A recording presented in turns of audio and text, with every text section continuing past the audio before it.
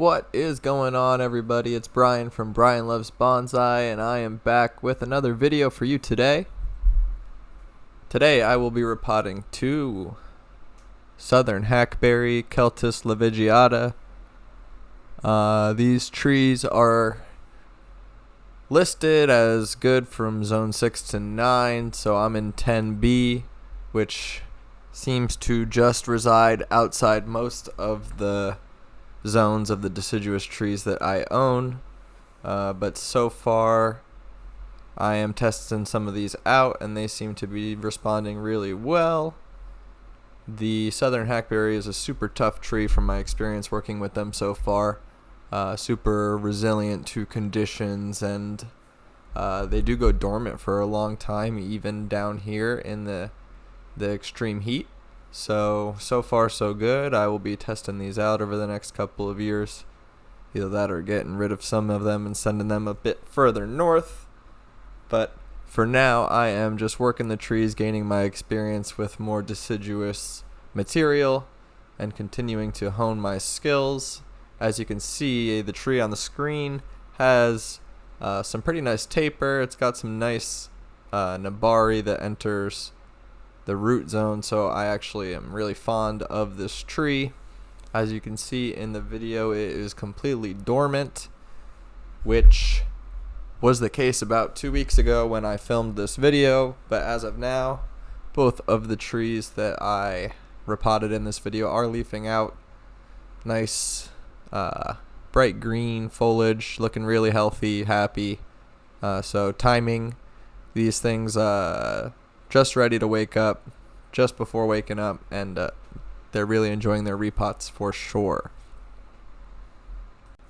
As usual with my initial repots on a tree that I've picked up from the nursery, it is going to be a bit exploratory.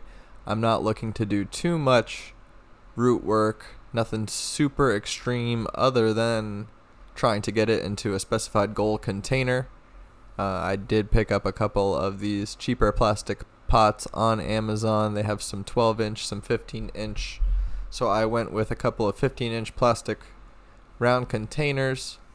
And that was my goal, to get these trees into those pots. As you can see, when I placed it in there as a test, it pretty much already fit side to side. I just had to remove some front to back roots, which these were just the long, straight, extending pieces, which if you work with deciduous material, you might recognize. Especially I tend to see that with maples down here, that they just shoot out some really long, thick, coarse, straight roots all coming around from the base. You kind of have to work with that, work with those pieces. We tend to cut those away in favor of the smaller, finer root mass, which is going to feed better into the bonsai pot. But when building your nabari, you obviously still want to get some taper of those thicker roots to thinner roots, and so forth.